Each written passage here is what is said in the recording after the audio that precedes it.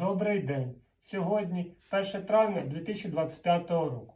Я вже неодноразово показував, як я привчився ставати і які я виконую вправи стоя. Сьогодні ще хочу показати, яку я вчуся виконувати вправу стоя. Я показував, як я отак піднімаю руки і роблю хлопки.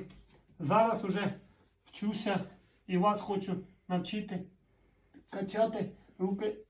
Так, піднімати гантелю так.